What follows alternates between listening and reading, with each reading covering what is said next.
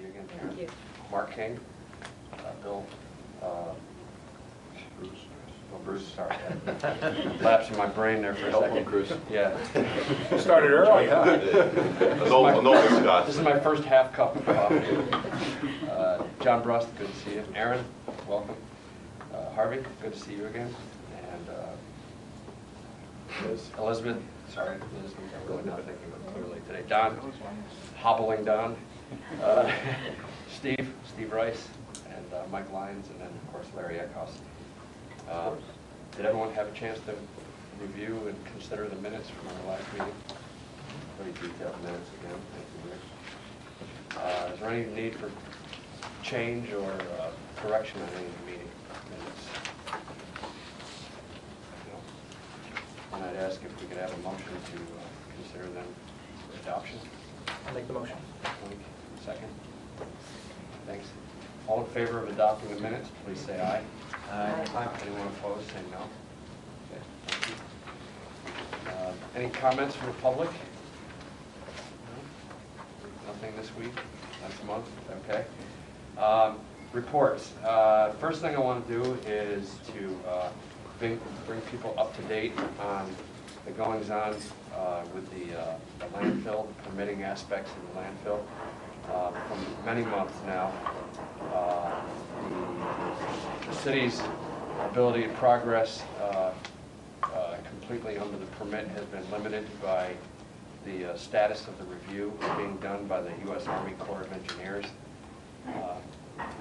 I understand that process of review is now substantially underway and nearing completion, and we expect that the Corps will be giving final approval for the remaining portions of the permit that are under their jurisdiction. Issues involving easements that were needed with the Corps of Engineers have been addressed as well, and so it appears as if there's no remaining impediments to the final actions under the permit to expand the landfill. And just today, in fact, I saw photographs of some potential problems with trash leaving the landfill. That's something that Neil will be discussing with Region 4 staff to determine an appropriate response. At a minimum, it's going to be necessary for the city to be a little more vigilant, I think, in terms of the way the trash is being managed at the landfill. It appears as if some of the trash is blowing free and leaving the landfill, and that is a concern that we've got. It's a requirement of the permit that they restrain all trash to the confines of the landfill, so it's something that obviously will be focused on. And then the next thing I wanted to do, in the way of reports, I don't know if it's really a report so much as it's just an acknowledgement, is just this week, in fact, the executive director of the commission, Chris Hauver, celebrated his 18th anniversary with the commission. And if you don't think that the last 18 years have been difficult years for Chris, and at times presented challenges, I mean, we've all seen the aging of a president over 4 years or 8 years in office. I just wanted to pass this around so that folks can sort of a retrospective on Chris Hauver from the mid-90s and Chris Hauver today. And I'll pass this around for everyone to take a look at. I just want to know who this boy is in the top photo. That's my kid. Terrifying. Thanks, Gene. And I did want to say it's been a great 18 years for Chris. He's definitely grown as a person and as a professional in the job. I had the pleasure this week of completing Chris's annual evaluation, and I do say pleasure because oftentimes doing evaluations are a chore, but when it comes to somebody like Chris who's doing a great job in the job, it's a pleasure having the opportunity to give him an evaluation, and it's good to have that behind us. And we look forward to the next 2 years. I mean, in 2 years it'll be 20 years.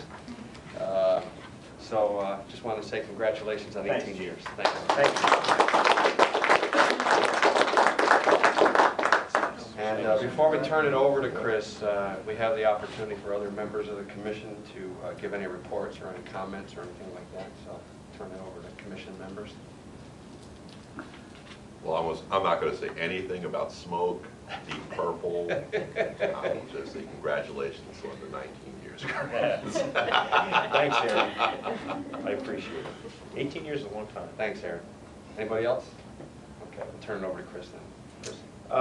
Just a couple of things. I wanted to let people know that we received a letter from the Nature Conservancy for both the state office and the chapter office, who are tenants of the second floor of this building, indicating that they wish to renew the lease. So I've worked with Larry for the last couple of weeks, going back and forth, looking at the old lease and updating the language. We sent that draft lease to the Nature Conservancy on Tuesday, I think. So we'll probably get together in the next couple of weeks to talk about terms. I expect that we'll have another 5-year lease with the Nature Conservancy moving forward. And because the current lease expires the 31st of May, so we'll have one in place by June 1st of 2011. We had our annual volunteer recognition evening on Tuesday night here. It's something that our staff puts together, primarily our education staff, but all the staff participate. So we invite all the volunteers that have participated or volunteered with us throughout the year to come to this event, and we have food and we have activities. So we had Minute to Win It games that each staff program put together to have the volunteers participate in, and had a good time. So just a couple. Like how many Connor blue butterflies you can grab in 1 minute? In your That's, bare hands? well, we had nets. Oh, okay. We had nets. We just let them go. How many rare birds you can identify? In 1 minute. Right, exactly. Now you threw me off track. Sorry. What else was I going to Say say? a little feisty today. St. Patrick's Day. That's right. I wanted to point out to and recognize the education staff. I see Jackie Citronetti here. Blake Etchison was here. But I wanted to point out in the update, there's Blake. The education staff this year reached over 10,500 people in our programs, our specific education programs for either the public, special interest groups, or school groups. So that's pretty significant. You know, the average foot traffic and the people that come into the buildings are around 25,000. The preserve use is between 75 and 100,000. But 10,500 people for specific programs is really good, particularly with the size of the facility. So I wanted to recognize our education staff for a great year. And that was 2010, the year 2010. And then one final thing just to kind of point out, it's also in the update, and there's not other things in the update, the green, the lime green insert in your packet. But there was an article that was published in Landscape and Urban Planning about our work in looking at aspen management, an article that was led by Jason Breed and also co-authored by Joel Hecht, our stewardship director. And there's articles here if you're interested in taking a look at that. But I think it's at every staff or every commission meeting that we have. We almost always are talking about publications. A lot of the publications we're seeing are the direct result of both Jason and Neil working together and furthering our conservation science and getting that out to the peers in our community. So it's really good. And certainly I know Steve and Harvey, you know the value of this. So I'll just pass these around and take one if you're interested. I think I'll leave it at that. And before I turn it over to Neil for the technical committee report, I did want to also thank Margie for helping me come up with that photo of Chris. I don't know where we dug that out. Looks like Wendy helped. It looks like it was. Wendy did it. It looks like it was his 12th birthday party. Or something. I'd like to personally thank Wendy and Margie for that. So that's wonderful. Yeah. Okay. Neil, we'll turn it over to you. Your evaluation. We might have to go back to that one. Good morning. The technical committee met a couple of times since the last commission meeting. In all, we've reviewed a total of 6 projects, 5 of which were just continuations of projects we had seen before. And there was one new project in a full protection area in the town of Albany, across the street, actually on Apollo Drive. And that summary is the very last project in this handout. So it remains relatively quiet as far as project review goes in the Pine Bush study area.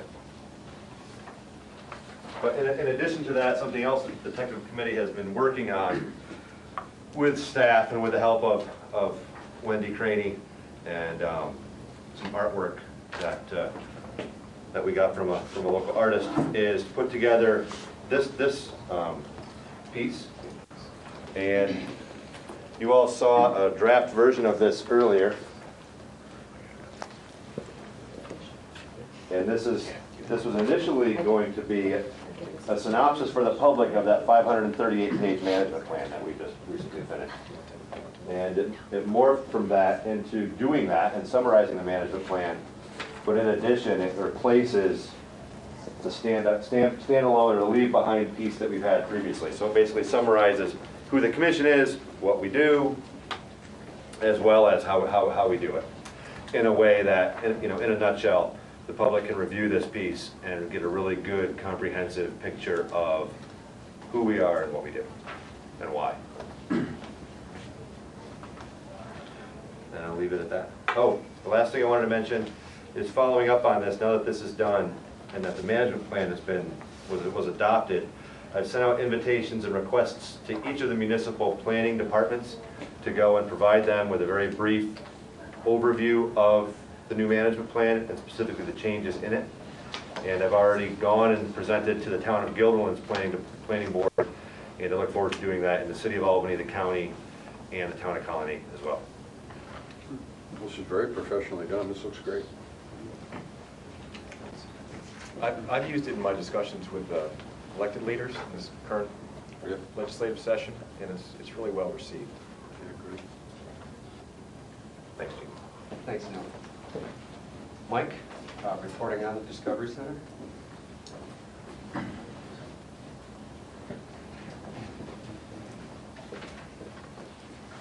Too many props.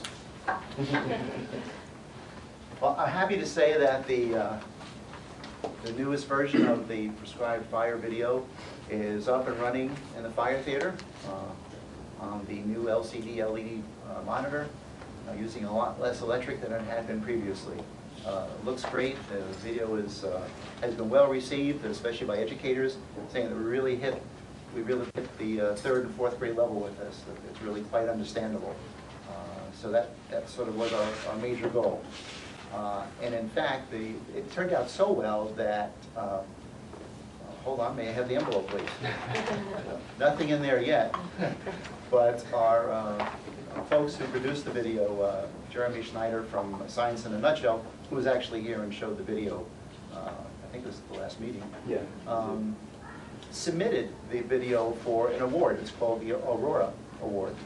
I was worried I wasn't going to get that out right. Aurora. Yeah, and it's a video that is an international award given for excellence in video and film production for non-national level productions.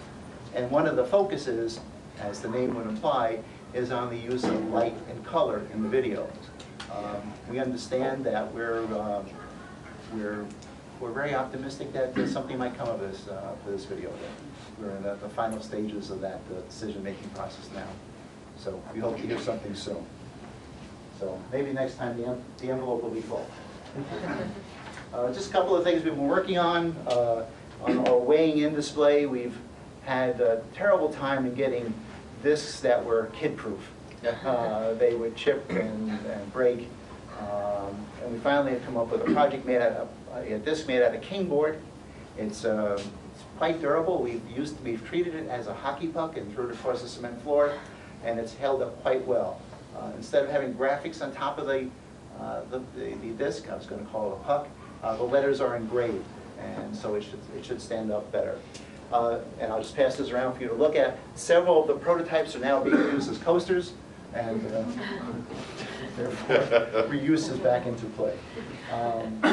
And just one other thing that we worked on is putting in the metamorphosis area, the outside display area for our youthful visitors, was in need of showing the cycle of metamorphosis in a way that was sort of fun and a way that both parents and kids could get it. So working with a local artist, Alice Burnett, we've come up with this design that will actually be as a stencil, a mirror image that will be applied to the large window facing the display. So that, actually, we're getting prices on that right now. And I'll pass that around as well. You can see the mirror image on that. And that's it. Mike, when was the large screen TV installed? Installation started in late December. Oh, okay. Good to see you got that installed just in time for March Madness.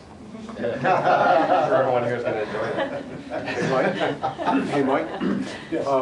With all the discussion about school budgets, do you see that helping us here in that this is such an easy location to come to that schools that can't go to further away places would come here, or do you see it having the opposite effect, that we're going to see a decrease in school kid usage? Maybe somewhere in the middle. There are school districts that their budgets have just been cut and they can't take any trips. Yeah. So no matter how good the programs are, they may not be able to come here. But the other side, we're in a good geographic location, and our visitation for the spring is going to be quite strong. We also have the option of doing outreach programs, which is sort of our backup plan. If schools aren't able to visit us, we have an outreach program in place so that we go to visit them, basically to maintain our contacts, to keep the continuity going. And so when budgets are in better shape, programs are restored, we're still in the ballpark. What's the status of, and maybe, is it the Friends Group, or it was somebody who was providing funds for school buses? That is the Friends Group, and the transportation program is still in place. Okay. So any school that, but that doesn't matter, I guess, it's that they're cutting the program. They're cutting the budgets so they can't. Basically, it's the travel expense and the expense for the program. If we provide, or if the school buses provide, are there other expenses? Other than just applying for the grant from the Friends, no. It's easy. Now, the school does have to be on the federal lunch program in order to qualify for this, for the funding. That's such an important, my sense is that's such an important component of this place, and that outreach that has been so wonderfully received. I think maybe we need to be extra creative as we go through this budget time to make sure that we dig up some more funds to help keep bringing kids here. Let me ask Jackie, how many Help a Habitat is the program that we do outreach to schools? How many Help a Habitats have we done in the last 2 weeks? 6? At least 3 a week. 3 a week? 4 a week. Okay, It's great. a two-part program where we go into schools for the month of March. It entails a PowerPoint presentation, planting of the lupin seeds, and then a game. And then they come back in May and June to plant their plants and do a hike and see the Discovery Center. Gotcha, okay, that's great. So it's something that was set up a couple of years ago, but it's getting more drawn now because of the lack of funding for transportation. Because you've got suburban schools, you got like Bethlehem and North Colony, they're not going to meet the criteria for the Friends grant. Yeah. Because the percentage of students on reduced or free lunch program doesn't meet the criteria. Gotcha. So the Friends program has to take over your transportation plan. The Friends program was specifically targeted at the inner city who really got their budgets whacked, over the last several years. So, but you're right. My only point is we shouldn't stand pat and watch those wonderful relationships deteriorate. Right. We ought to do whatever it takes, as creative as we have to be, or raise funds or whatever, to keep that going. It's just such an important part of this place. I think you're on the mark, John. I mean, this is probably something that will come up as we talk about the financial report and budgeting issues. But if we want to remain a favored recipient of strong EPF funding, obviously we have to prove our relevance and the kind of services that are being provided to local school districts and local communities. And a a big part of that obviously involves the school trips that are here, which, as you point out, are relatively cheap. You're not talking about traveling a great distance, and you know, getting kids on a bus and bringing them here is probably a heck of a lot easier to fathom than, you know, bringing them to some place, even say, you know, one of the local state parks. Yeah, or the Bronx Zoo or something Yeah. like that. I mean, Yeah. Yep. Okay. And I think that's is the major purpose of the outreach program, in addition to being a part of some of the regular programs, is to be available to go out to schools, to bring our programs to the school when they can't come to us. Yeah. And that's the way, and we've seen these cycles before. You know, we're doing good economically, and then we're not doing good. And during those times, it's just important to maintain those relationships and those connections. And we do it however we can. Whether they can come here, we can find a way for that to happen, or we go to them. But it's important to keep those relationships intact. Okay, thank you. Great, thanks, Mike. Allison, we'll turn it over to you for the financial report.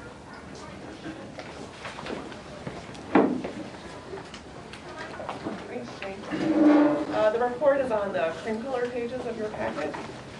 We'll start with the statement of financial activities. The report is as of January 31st, so just as a reminder, the year-to-date budget and actual are for the 10 months of the fiscal year, April through January. Starting at the top, line 1, dues and contributions. We're right on track at 90% of the budget. Government grants and contracts, line 2, is at 64%.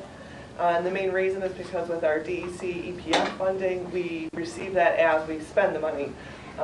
So as our expenses have been lower, when we get to the bottom half of the page, you'll see we just receive or reimburse for what we spend. Mitigation funds is above what we had budgeted for the year at $346,000. Investment income we have not drawn from the investment account during this fiscal year. Our lease revenue is right on track. And our other revenue includes school program fees, public program fees, merchandise revenue, and that's ahead of schedule for the year.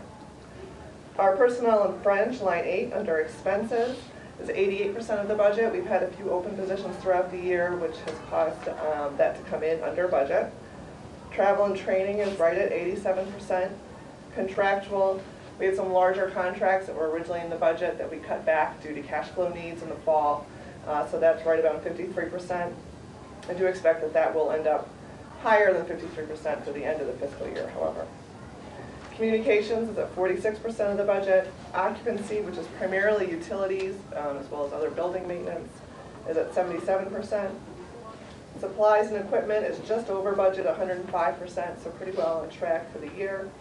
Other expenses includes bank fees, insurance, other types of miscellaneous charges, and that's also pretty well on track at 93%.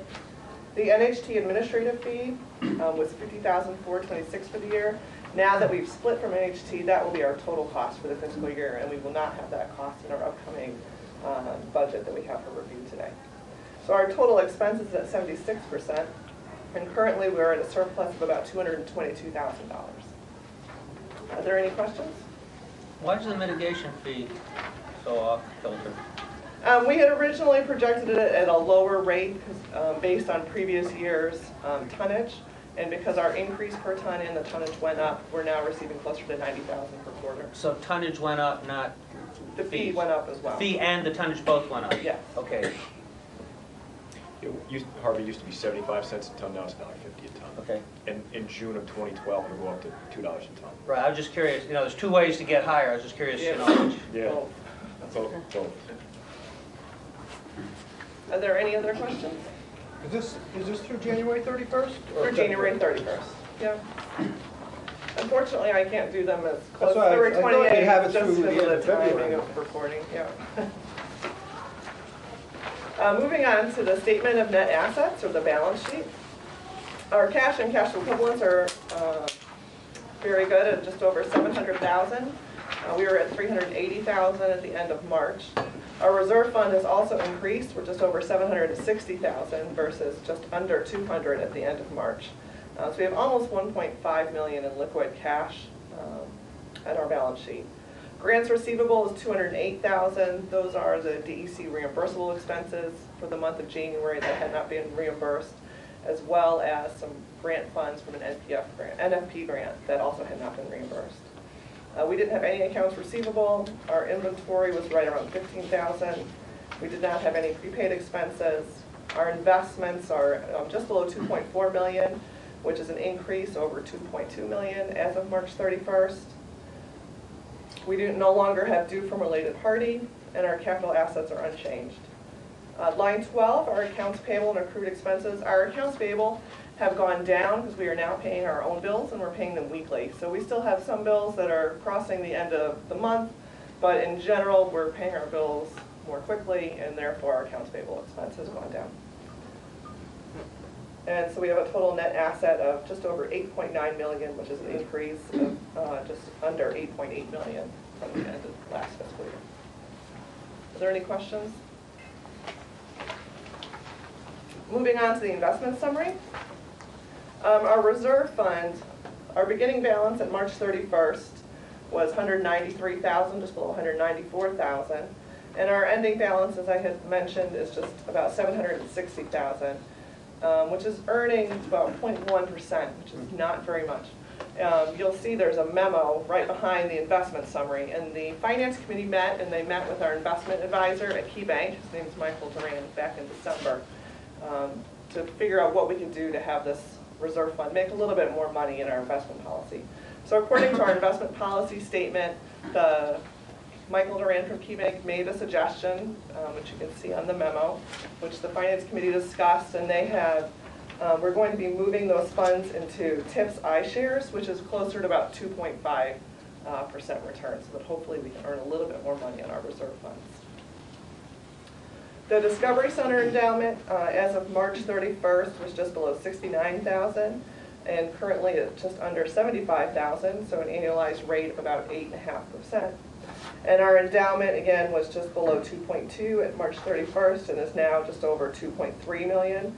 Again, an annualized return of about 8.4%. Are there any questions? Thank you. Thanks, Allison. We'll move right into the 4 action items that are appended to your packet. I'll turn it over to Chris to begin the discussion on those. Okay, the first one, action item A, is the proposed annual plan. This is the basic annual plan that you're used to seeing in March that precedes the budget. So the annual plan, the budget backs into the annual plan. And there's not significant change from what you see year to year. There's a lot of things that are repetitive, things that we have to do every year. Maintain habitat, preparing a certain number of acres for prescribed fire, doing a certain number of outreach programs, maintaining the Discovery Center, things like that. But there are some specific things in there every year that change. So, for example, if I have to go back and look, but under habitat management, there would be 10 acres of removing 10 acres of black locust. This year we would continue removing aspen on up to 100 acres using the same treatment methods that we did in the past year. So there's some things that are specific, but they are reflective of what you've seen in the past. Chris? Yeah. On the very beginning where it says land protection, where it says exceed 3,200 acres, what would be the minimum we would have to acquire in order to get to that? 1 acre. Okay. Because that's what I thought. I mean, so I do that every year because we have to have some goal. To be honest, this annual plan, once it's passed, we use this as part of our reimbursement for the state, for the Environmental Protection Fund. So they have a specific operating plan that they reimburse us under. So since protection is one of our primary goals, and we don't know where the funding source comes from, I always put in exceed the current level. If you go back over maybe the last 5 years, there was exceed 3,010 acres, and I had that for about 3 years until we finally were able to acquire the property from the town of Gilderman. So it's based on availability of properties and availability of funding, but I think it's important to have in there. It might be a challenge this year, that 1 acre. Never know. So, that answer your question, Harvey? Yeah, a little bit, although with that in there, there's really nothing about our actually actively acquiring land in this, which is, Because there's nothing in the hopper right now. okay. But would the part of the mitigation package for the landfill cover that? Yep. If they get acquired this year, there's a couple parcels that the city purchased that That's- preserved. That's true. There's the one property that the city now owns as part of the permit, that's 2.3 acres. So They should be that transferred this year. It should, but it depends if it transfers to the state, and then the state subsequently dedicates within a 12-month period.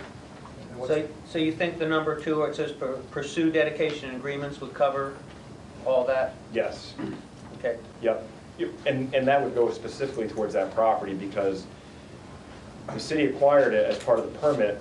They're going to transfer it to the state, and I want to make sure that then we have the department dedicated to the preserve. So that's working with Gene and the commissioner to make sure that there's a commissioner's order, we get it dedicated, and then it comes back to the board for acceptance. Yeah, that's right. I mean, to some extent, some of these goals are beyond,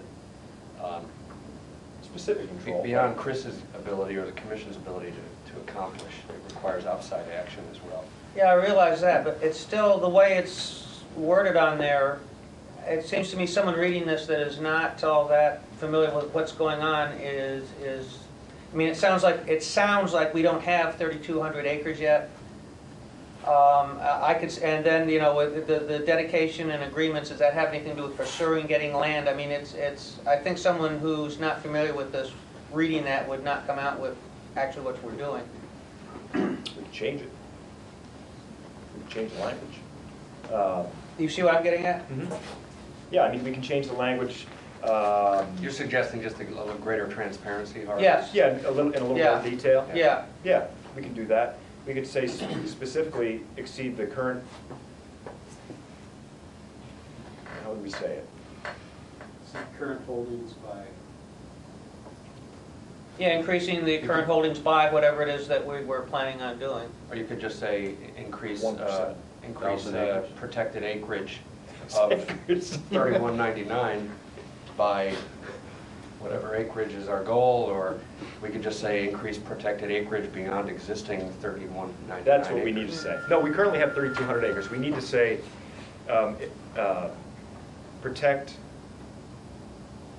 I think the big question, are we actively trying to expand it this year? yeah. Okay, every then we year. need to say, you know, somehow say that in there in such a way that is, I mean, to me, reading this doesn't really reflect what we're actually trying to do. Yeah, I mean, we're always actively trying to protect land. Right, so you could say something as resources and opportunities permit. Yeah, yeah, something like that. okay. Yeah, I mean, as Chris and Bill point out, work is underway, obviously, under the rubric of the permit to do this. It will be done. The question is whether it's actually accomplished this year. Is really the Yeah, question. well, you can say attempt to or Yeah. something like Or that. actively pursue. Yeah, Right? yeah. That works, right? But if you combine 1 and 2 1 with and a 2. by, I think it becomes a lot clearer. Yeah, I would agree with that, and especially if we put in the fact, you know, somewhere along the lines that we're at about 3,200 acres. I mean, Yep. the way it looks right now, one would assume that we're under 3,200 acres by quite a bit, the way that's worded right now. Sure. So I'll modify that so it's clear, and I'll combine bullets 1 and 2 under A. Okay? Does that work? Yep. Okay. Good. Okay. So is that something we want to consider for adoption now or table until the next meeting? No, I think we can, with those modifications. Fine with me. Okay. Okay. Yes. Yeah. All right. Any other questions on the plan? It's kind of peripheral. No, that's all right, Don. But under Roman numeral 2, under fire management, point Yep. 1, prepare 200 acres to be available for dormant and growing season fire management during 2011. Yep. Let's say we prepared 200 acres Right. during 2011, Yep. and we burn 50. Yep. How long is the other 100 good for? You pretty much have to prepare it every year because you have fire breaks that you have to prepare and mow around. So they have to be prepared every year, so that's why you see it in there every year. And you have to have that amount of acreage available, because the determining factor of where you burn on any given day is obviously environmental conditions like, you know, fuel moisture and things like that, but really is guided by wind direction. So, you know, you have a list of, say, 40 burn units out of 200 acres. You're gonna, you know you're gonna have a northwest wind tomorrow, and we know we're gonna burn tomorrow. So you go down your list of units that have, are acceptable to burn with a northwest wind, and that's where you choose from. To be honest, you have a number of units that only have availability to burn with an easterly component, which we don't get a lot here in the Northeast. And if you do, you usually get rain. But we still have to have those available, because sometimes we get it. Does that make sense? Yeah, I mean, you know, I mean, realize that you have to prepare. You have to wind up spinning your wheels to a certain extent. I just didn't know whether that preparation work, if it carried over to any extent from year to year. Only if it's a new area where you're doing significant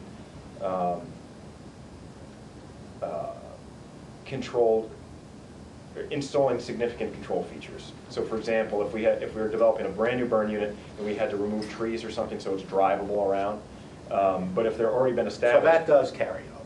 That carries over, Yeah. but you have to mow it. So Jesse's got to be out there on the tractor, or Joel's got to be out there on the tractor every year mowing to make sure that the fire breaks are prepared. I was going to say, to prepare the units is not necessarily doesn't take a huge amount of time. You basically just have to clear the fire breaks and make sure that, you know, you have a cleared fire line. So it's not like you're necessarily expending tons and tons of hours to get that amount of acreage prepared. Okay. So you're saying that should be more like a maintain and prepare versus just prepare? We can add that. Like you said, some of it's just maintenance from the prior year. Right. Sure. Anything else on the plan? Okay. With those changes? Does everyone understand the changes we just discussed? Okay. Good. Consider a motion to consider action item A. So moved. Second? Second. Okay, thanks. All in favor of adopting action item A, please say yea. Yea? Yea. Any opposed, say nay. Okay, thank you, it's adopted. Good, thank you. Action item B is the operating plan for fiscal year 2011-2012, which starts April 1st. This is based on an appropriation, a proposed appropriation of $2 million. That was proposed by the executive in early February, and if you recall, when we passed budgets, we based it on what's proposed by the executive. That number could go down, it could go up, but we use that as our template to work from. So if it goes down, we therefore have to modify the budget. We would do that in June. And just as a point of reference, so the executive proposed $2 million in the Environmental Protection Fund for this year for the Pine Bush Commission. The Assembly passed its budget on Tuesday, Monday or Tuesday, maintained that $2 million. The Senate passed its budget on Tuesday as well and cut us by $450,000 to $1.55 million. So it could be, I wouldn't expect it to be any lower than 1.55, and I wouldn't expect it certainly to be above 2, but it might be somewhere in the middle. But my recommendation is that we pass this budget based on 2 because that's what the executive proposed, and move from there. And we can go over some of the details if you want. You want to go over any of it, Allison, or if the people want to hear any of the specifics, if you hadn't had a chance to look at it? Why wouldn't we want to pass it based upon the lower number? I mean, even though we have the executive, and then I would say then the June modification would do the increase. So that way, just in case the worst happens, at least we have a budget passed.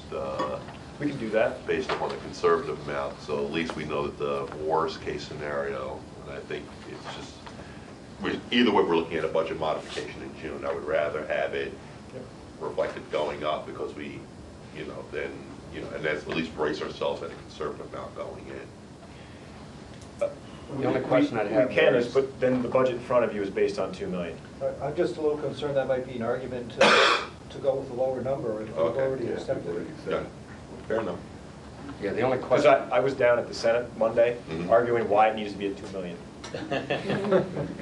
yeah, and if we took action on something that was less than 2 million, I guess then you'd have a question of whether or not you're actually authorized to go beyond. Or if you really need it. Right. I think we ought to go with the 2. Well, That's my recommendation. if you go with the higher number, and the final adopted state budget comes in at a lower figure, how much flexibility? Where? Contracts. That's your answer. I knew that's what you were going to say, but Here's the honest truth. The last 2 years, the current fiscal year we're in now, and the year before, both the appropriations in the final budget, where our appropriation was $2 million. DEC, who our cash flows through, only has a certain amount of cash. So the last 2 years, even though we're appropriated at $2 million, we've only had 1.5 in cash. So we've only spent 1.5. So we, it's, I don't want to say it's something we've gotten used to, but I know we have. And there's significant things that we keep putting off. So that's why it's important to hold on to that too, push for the 2. You've also, in the contract with DEC, includes $2 million a year within there for appropriation. So it kind of assumes the $2 million. We didn't want to, it was suggested that we put in a lower number, and we resisted that for the very reasons that you heard, that we, if you show a lower number, you're likely to get it, and we didn't want that to be the case. So we showed the higher, and understanding that it probably would be lower. So what do we do with these guys that keep stiffing us at $500,000? I said we go over and break a few legs down and more, send a strong message. There's some discussion. Take the pocket away. Yeah, when you look at the Senate's cuts to the EPF, they're very targeted. In fact, I think there were only 2. Right. And we don't want to. Right. So. Well, things happen in budget negotiations. So each house has their budget, the executive has their budget, and they're going to come to an agreement maybe by April 1st. So something's going to change. And there's a lot of partisan politics that are going on right now. That's specifically what happened with the Senate's budget and why we were impacted. So that money may come back, or a portion of it may come back. Just don't know how much. Chris, 2 or 3 years ago, when the appropriation was reduced, but then it was restored after some negotiations? Yes. That was reduced in the executive's budget. That's right. So the executive proposed a lower amount, and then both houses came and increased it back to the level amount, and then the final included the previous year's level amount too.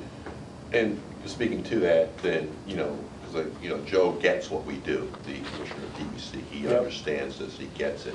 And I think that he'll probably be able to carry sway with the Secretary of the Environment and the Executive Office. So I think we could probably just go on ahead. I think we beat the dead horse here. So good. Okay. So then I sense that we're suggesting we consider adopting action item B as worded. Is there anyone who wishes to move that? So moved. Seconded? Second. Okay. All in favor of adopting action item B, please say yay. Yeah. Okay. All opposed, say nay. Okay. Action item B is adopted. Action item C. Action item C, this is another financial one. This is a fairly straightforward one. If you, in our current fiscal year, we have projected about $60,000, almost $61,000 in investment income.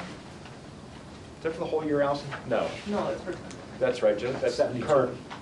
72 for the full. 72, thank you, Don, my numbers person. So we've projected $72,000 for the full budget for this current fiscal year. We don't expect that we're going to need to use that funding or pull it out of the endowment. So this is a recommendation to just reinvest that money back into the endowment. And because it's a change in budget, it requires a resolution from the board. It's a fiscally prudent move, basically. And it's a darn good spot to be in. Yes, it is. You're right, Don. Okay, is there any discussion on action item C? Okay. I'll entertain a motion to adopt it. And seconded? Second. Okay. All in favor of adopting action item C, please say yea. Yay? All opposed, say nay. Okay, action item C is adopted. Item D. Item D, because we are now no longer associated with the Natural Heritage Trust, and we are more autonomous and more independent than certainly in the past. When we first went to the Natural Heritage Trust, we adopted internal policies and procedures for volunteers and employees, and we've made some modifications to those since we left NHT, and the summary is attached to that pink resolution. I don't know if folks have had a chance to look at it. It's not really anything groundbreaking, but for example, I don't know if I'll go through them all, because some of them have to do with insurance, and it's not really much to talk about. But specifically for travel, the state, the Natural Heritage Trust was following the state requirements of per diem. So no matter what, the employee under travel would be reimbursed for meals, even if the person didn't spend any money. So to be a little more fiscally conservative, we reimburse only if the person has meals. Doesn't really make any more sense than that. So that's an example. Then some of the other things, prescription drug benefits, health insurance. Probably the most important thing was the employee retirement system. We added information on Tier 5 because Tier 5 now exists, which it didn't in the past one. So this is just a summary of what we've changed. Oh, and specifically, I should have pointed out, everywhere in the entire 60-page document where the Natural Heritage Trust, or NHT, was used is now, because they were our employer, now references specifically the Albany Pine Bush Preserve Commission.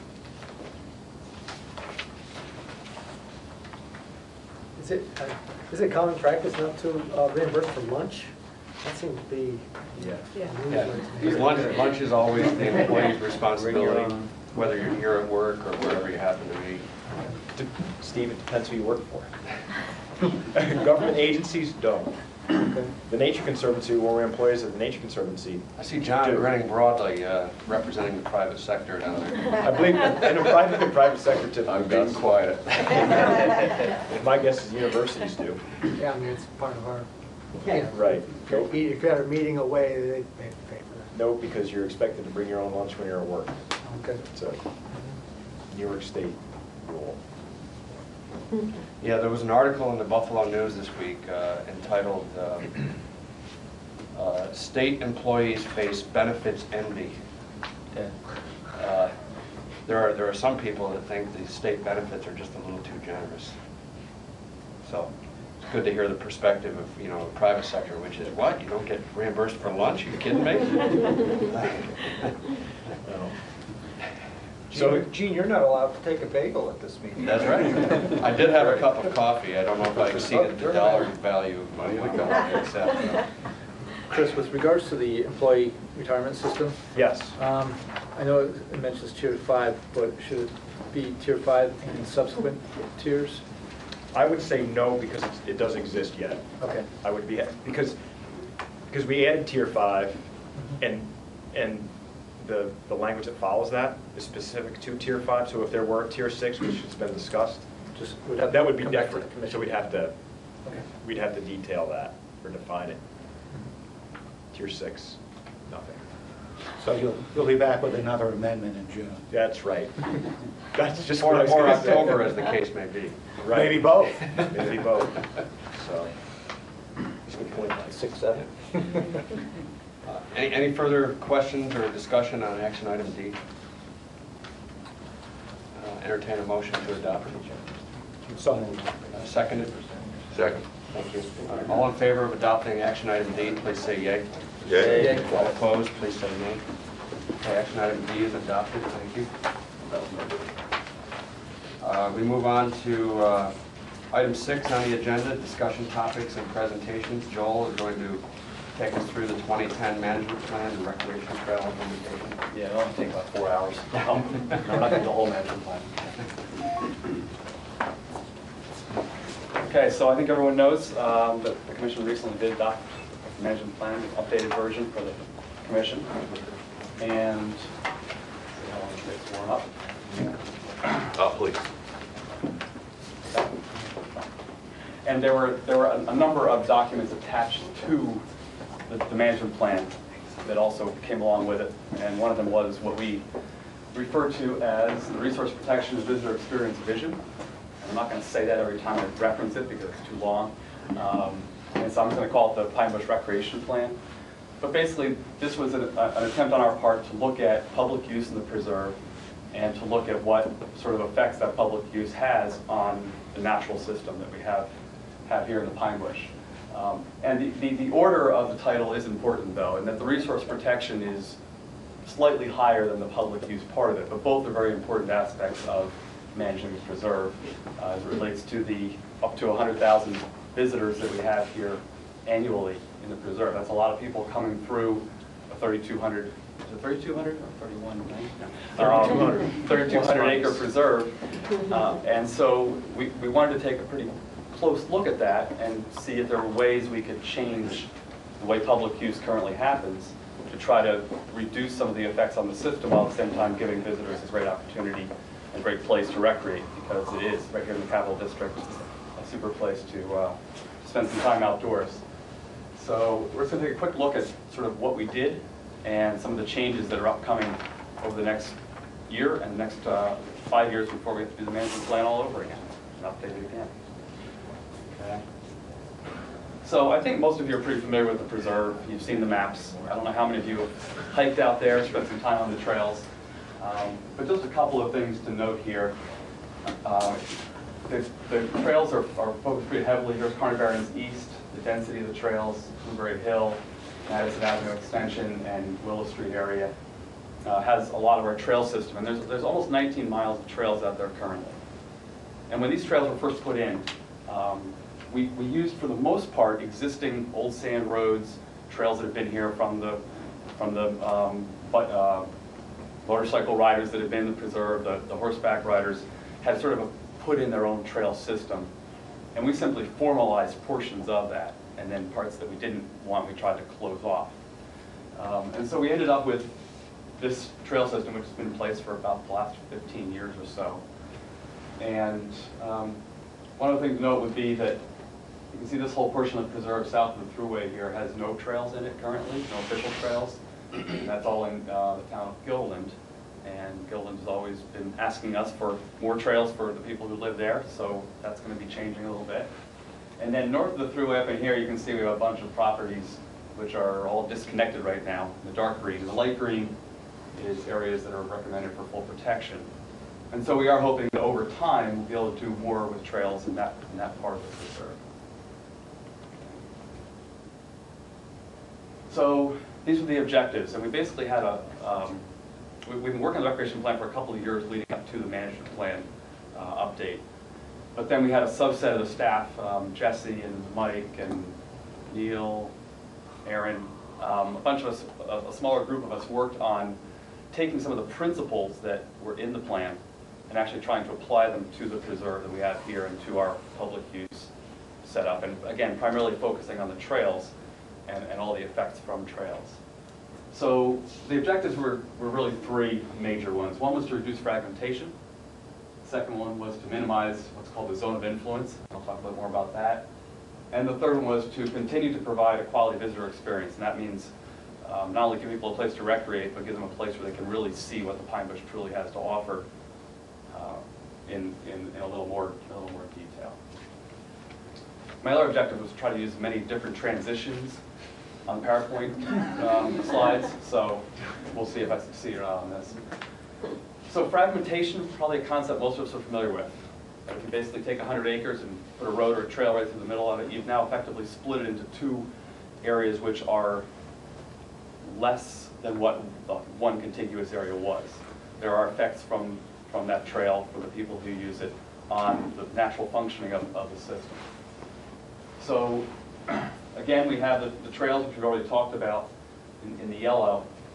And then we have another thing, which was in the purple. We mapped out a lot of the illegal trails. basically paths that have been created by visitors over the years for additional recreational opportunities that they were looking for. And fragmentation, again, chopping an area up with roads or trails, you can see like an area like this, the density is really high. So that area is being affected in a much greater way than even from our trail system. And over the last 5 years, we've already been working on those illegal trails, using enforcement, using dropping trees across those paths, and putting up signage and fences and things to try to reduce the amount of use on those illegal paths. And we've had varying degrees of success. Every natural area and every land manager organization out there has dealt with this same issue. It's nothing new for us, it's just that we are trying to address it. And we've had some good success in certainly parts of the preserve in dealing with that. The last fragmenting feature is roads, and we're planning on closing the thruway N155 this year. Obviously, roads really are something we really have no ability to control. The trails we do have the ability to control. And so even though we do have those major fragmenting features of the roads in the area, we're going to have to live them for a while. And so, but we did just look at that as far as how that ties in with overall effects on the preserve from many different kinds of use. Zone of influence is something that maybe is a little more obscure to try to understand, but the overall idea is that from the actual tread of the trail on each side, you have some effect on what's going on beyond the actual trail surface. So even though walking on the trail or riding on the trail with a mountain bike certainly has an effect if that buckmoth caterpillar is walking across the trail and gets squashed, there's an effect there. But then beyond that, you also have an effect, for example, on nesting birds. If they're nesting near the trail and someone comes by with a dog on a leash, hopefully, that's going to have an effect potentially on that bird that's trying to nest and raise its young there. And so we looked at all kinds of other places that have studied this kind of stuff as it relates to recreation, and we came up with a 75-meter trail zone of influence. So that's the distance on each side of the trail. So it's about 225 feet on both sides. You now have this much wider corridor that is affected by whatever goes on that trail itself. So this map, you can see, starts to show, it's a little maybe hard to see, but each trail has an area around it that's sort of a hatch pattern. And the main thing to note here would be that the areas inside the trail loops start to shrink that are not affected by that zone of influence and all that goes along with it. Joel, I Yeah. thought last year Neil was telling us for one of the studies it looked like 100 feet on either side of the trail. Well, there are different studies, and they're also on different species. Sometimes they would be looking at birds, sometimes they're looking at mammals, and they're in different habitat types. So there was a lot of variation within what people found as far as how far the zone goes. If right by the trail you have a big cliff, the zone might stop almost right at that cliff because nothing above it really even knows you're there unless you're noisy. So you might not have the same effect that you would in a very open field where a deer that's 500 feet away could still be disturbed from its natural feeding habits by the fact that you come zipping through on your mountain bike. So there was a lot of variation, and we sort of had to choose something in that range based on a number of different species that have been studied. We had not done a study here in the Pine Bush specifically related to this, but we're hoping to in the future and maybe be able to get better data that would relate to right here. Some of that work is planned. My sense is that if you go with the 250, then the end of the story has to be less trails. Mm-hmm.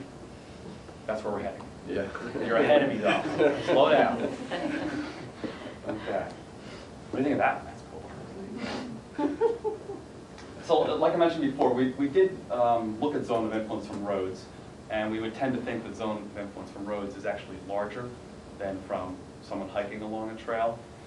And generally speaking, that's true. So for the roads, we used a 150-meter zone of influence, again, based on some information that has been done out there, just because of the fact that you have the noise and the faster-moving vehicles. There is a flip side to that, which is that to some degree, animals will acclimate better to a sort of consistent noise like the thruway. And they will, to some degree, maybe not be disturbed as much by that as they would by the visitor who comes by on their bike once every 3 hours. So there is some room for variation in there. But again, the main thing to note would be that these areas inside of the dark green areas are now even shrinking more. Here's one with no trails, but already the sort of core area out in there between those roads is shrinking even further as far as any effect from what people are doing in those areas. Just to keep your attention. Will it work? This is Jesse's best side. No, just kidding. So we looked at fragmentation, we looked at zone of influence, and now we also want to look at public use and make sure that because the preserve is such a wonderful resource for people, that we continue to provide that for them and maybe even enhance it from what it is currently. So we looked at visitor opportunities. What is it that people come here for? Is it just because they want to run? Is it just because they want to ride their bike? Is it because they want to see what this place is about? And we have all those things happening. We have a lot of people who are repeat visitors because they come here day after day if they work or live right by the pine bush and they use the preserve. And then we have people who come from thousands of miles away just to see us and visit. But what we wanted to try to do with the revised trail system is make sure that somewhere in the preserve along the trails we gave people the opportunity to see almost pretty much everything that the preserve has to offer. And so the staff worked on coming up with 24 different types of resource opportunity areas that they could see. And that could be a community type, whether it's pitch pine, scrub oak, barrens, or forest, whether it's an open field. It could be some of the areas like this one on the bottom left here where we've recently done some locust removal. And they get to experience a big open wide sand dune and really see that sand as it looked long ago when things were just stabilizing here. So that's an opportunity area. The vernal ponds are another opportunity area. And so we then looked at our revised trail system and wanted to make sure that all these places could be experienced by people who come to visit the preserve. So now, John, what you've been waiting for? I'm sorry. That's okay. So just a couple of things that I'll point out here. If you look at the size of the dark green area inside these loops, for the most part you'll notice that they've gotten larger with our revised trail system concept here. The areas in purple, the lines in purple, would be new trails that don't exist at all. So here we are helping Gilliland out, have some opportunities out their way. And there will be some changes, like down here at Woodbury Hill, to some of the trails there. To again, make those core areas larger. And also, again, get people through some places that they don't right now have the opportunity to go through. And the only other thing to point out would be, you can see up in this area, we have, this is our dreaming area. So as Mark and Chris work on getting lots of money for land acquisition, and we can acquire these intervening light green properties, which are currently not part of the preserve, we're hoping then to be able to create an end-to-end trail on the northern part of the preserve, and we would then have an end-to-end on the southern part. There are some interesting barriers we'll have to deal with along the way, like Route 155 here. But it would be nice to eventually have that way, come all the way through, go all the way down to Register Lake, and if they ever hook into the Patroon Trail, it's planned all the way down. It would be a real nice through trail opportunity. And if we could do it at some point, it might be nice to be able to hook across the thruway bridge so a trail could actually connect from north of the thruway to the south of the thruway. And then people could actually get the whole trail system without ever having to really leave trails. Yeah, question? I mean, is there an opportunity for DOT to, give us a pedestrian bridge at that lower part of 155? Yeah, they replaced the bridge, was it 8 years ago, 9 years ago now, whatever, when they replaced that bridge, and that would have been kind of the time to do it.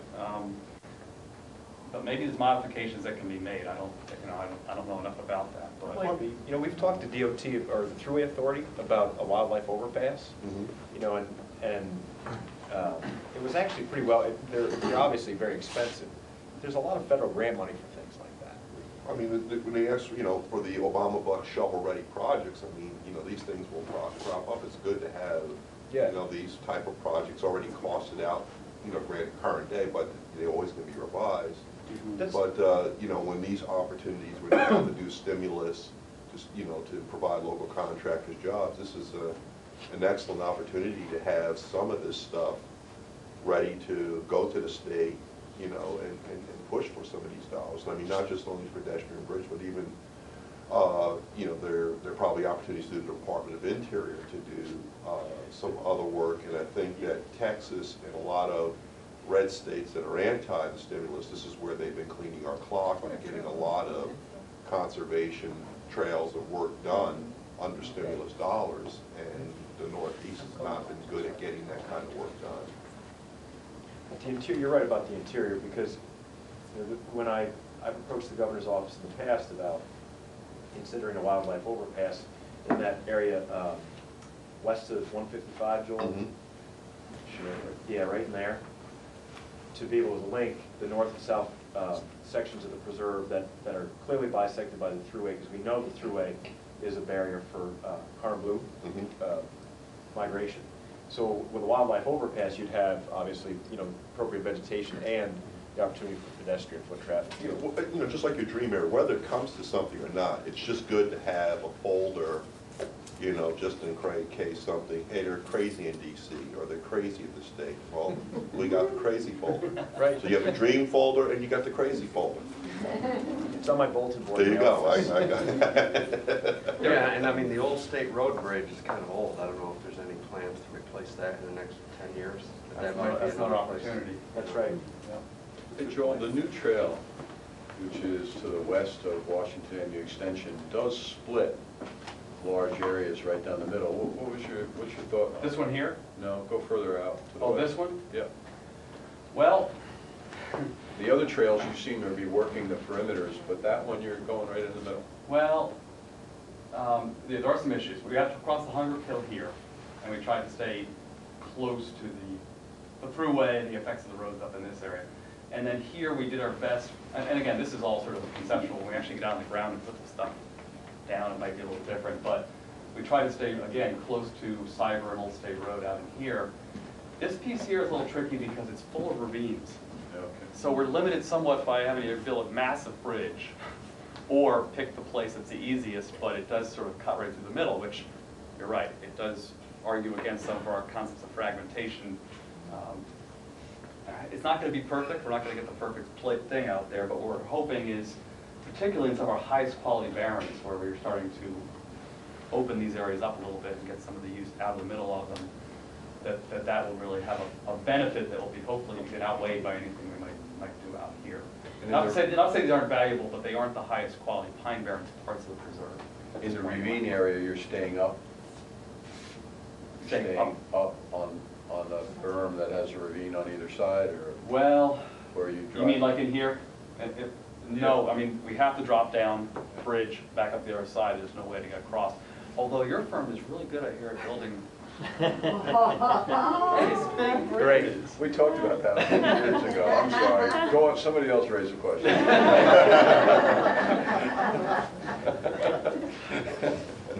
All right, move on. I had a question on that, on the prior slide. Actually, It looks like for the first time, actually, we're talking about doing something up in Woodlawn. Is that right? well, Woodlawn obviously is a great opportunity that would be nice to hook to at some point. We're not there yet, but yes, I mean, it certainly is something conceptually. It would be great to be able to hook that whole community in all the way down. But there's protection that has to happen in that western part of the preserve. Right. That purple trail versus private, point that out, Joel, right to the, both that one. Yeah. That's all private. Okay. Right. So we have to acquire property to be able to look at. Okay. And there is some of it that is on right-of-ways of utilities and stuff. So maybe we get permission to use some of those pieces of it as well. This area is going to take a lot more work. If in 5 years we have this all completed, I'll be surprised. But hey, you know, you never know what could happen. So, Joel, if right now you have 19 miles, what would this generate? as you see right there, it's about 21. Okay. So in the short term, there'll probably be a reduction in overall trails as we start to implement some of these areas. But in the long term, you know, particularly a lot of this, we're hoping we'd be able to do in the next 5 years. That adds a significant piece. Joel, how much of the original trail system, existing trail system, is being lost? And was there public outreach, and was there a lot of complaints about that? Yeah, I mean, the management plan and this document went through public review and public comment and everything, and there was very little. Yeah, this is all related part of to the management, this. right. I mean, the feedback that, I thought we'd, not to interrupt you. Go ahead. I thought we'd get more feedback from the public because we're losing some trails. But I think that the majority of comments that we were getting from the public in the past were that there weren't enough longer expanses through the preserve, and particularly in the area of Gilliland. So by meeting that, people were pretty happy with it. I mean, there's always people that are going to complain when we start to close the trails. But we need to realize that we're opening other ones, though. I mean, even in Carter East, which I'll jump into that now. Actually, Joel, Oh. I also have a question on Okay. the prior slide. Well, this is the same slide, actually, just Okay. comparing the two, so. With all the new trails that are being opened up, will there be opportunity for more trailheads where they come close to highways and Yes. and parking lots for commercial sites where people can park and then access the trail? So, for example, say you didn't want to hike from one end all the way up to the other and only have a trailhead at each end. Right. Is there going to be, or attempt to be Yes. opportunities? Is that Yeah, also and- driving trail location?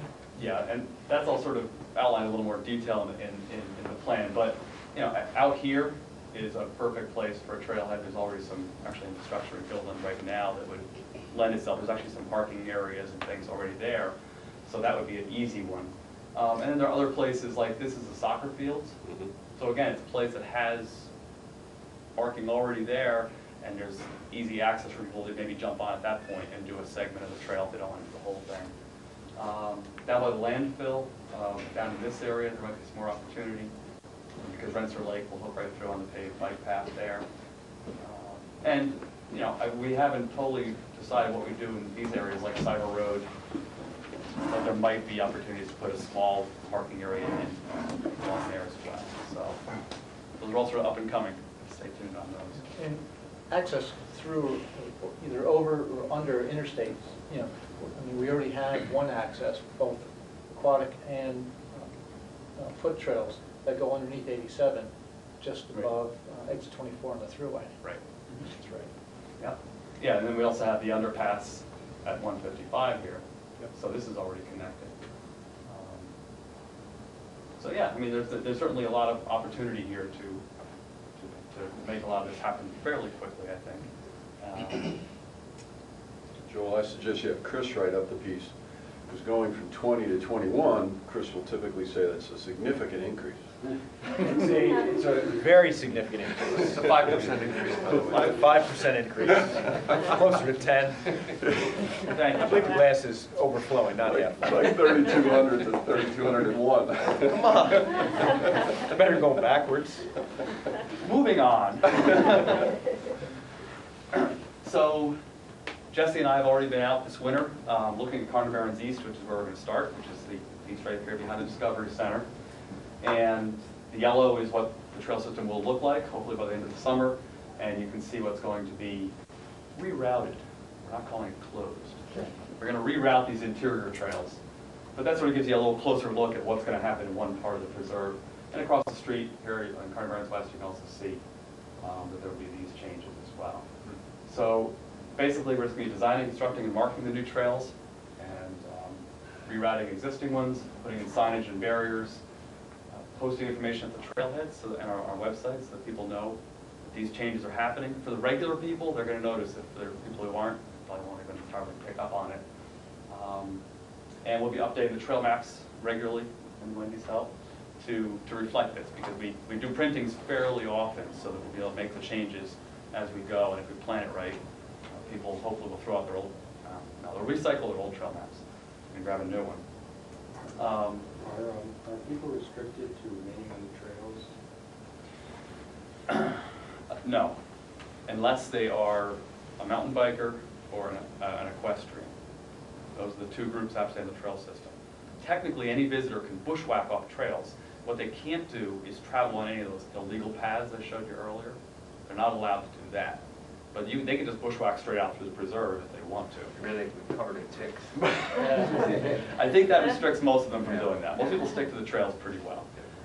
It's only some of the illegal trails that do tend to get a lot of use by certain segments of the user community. Yeah? And will these will then be designated as those illegal trails, the ones you're changing? Yes, the red ones there will now become illegal trails, and that's sort of my last point, which is that we're going to really make an effort to keep all our partners updated on changes, particularly those who are involved with enforcement, like our rangers, the DEC rangers, because they're really critical to helping us keep those trails closed, the ones who are closed, the red ones closed, and helping just educate people and help them understand maybe some of the why, which we're sort of describing here, hopefully with that as well, to help them understand why we're doing these changes, and we'll kind of see how it goes.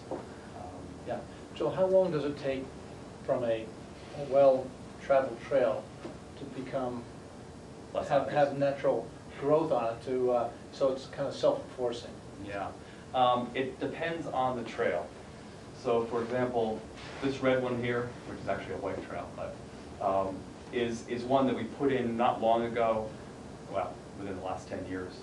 It has been mowed regularly, but the surface is pretty much all vegetated. So that one's going to come in fast. Within a year or two, I don't think anyone's going to even know it was there. A little different from this one here, which was an old sand road historically, and it's been used forever, and it's 10 feet wide, it's wide open sand. So what we're hoping to do is plant some of those areas up like we do on our restoration sites with our seed drill, and just plant grasses and loop in right into the trails, and start to make them look like less than they are right now. But that's going to take some time. And really without the enforcement piece, a lot of this becomes very difficult because people are always looking for new opportunities. And hopefully we're going to provide those in other ways, but particularly something that looks so obvious as a trail is a little harder. But we have some tricks up our sleeve, right, Jesse? If it's beaten down and compressed because of biking or other things, do you think about like rototilling? Plowing it up, yeah. Yeah, we've talked about that as well. Just making it look less attractive. A little rougher surface and things that would, yeah. So all those things will be tried to make these trails slowly fade out. One thing to note though is that they will continue to serve as fire breaks because our burn program still needs these for fire breaks. So periodically, when we're ready to burn that area, we would go back in and mow those so we can have a fire break, which I know sounds like we're working against ourselves, but because we don't burn them that frequently, if we're on a 10-year interval on a lot of these units, it might not really make that much of a difference. Okay. So I think that's all I've got. So yes, spring really is coming. It's only 3 days away. So go out there and enjoy the preserve and see some of these things blooming, hopefully in a couple of weeks. Great. Thanks, Joel. Yeah. Have you incorporated the Well, we've just been looking into that. The Discovery Trail here is ADA compliant. The other trails are not, and we're looking at that as well. There's no way we're going to make them all compliant. It's just not going to work. But there might be additional ones that are relatively flat that we could be able to, let people know about, so they could go to those. The new federal environment and having contact with DEC. Yeah, there's some stuff that just recently came out about that. So you're in touch with Carol Frazier. Okay, that's good, thanks. The Nature Conservancy just looked at that too. When you send me an email, I can go forward. Oh, okay. Yeah, I've seen some of the information coming out on that already. But yeah, anything additional? Make sure to stay on top of that. Any other questions? Or Great vision. Thank you. Thanks. Well, a lot of us have worked on it to make sure that we head in the right direction, and we'll see how it all comes out over the next 5 years. Okay, thanks. Thanks, Joel. Thanks. Before we go into executive session, I just wanted to take the opportunity to wrap up the regular portions of the meeting with a small token of the staff's recognition of Chris's time here with the commission. So, Chris, congratulations again, and this is from the staff who work here. Thanks. That's a McDonald's per diem, $5. But only for lunch. Not for lunch. They- I'm the union. Hey, LFE gift card. Well, I can use that. Thanks, you guys. That's great. Okay. Okay. Start thinking about where you might use it. Father's Day's right around the corner. Yeah. Mother's Day's even closer. How about Chairman's Day? I'm sure you can implement I one. didn't think we did. Okay, we're going to have an executive session to discuss real estate issues, and then we'll wrap up.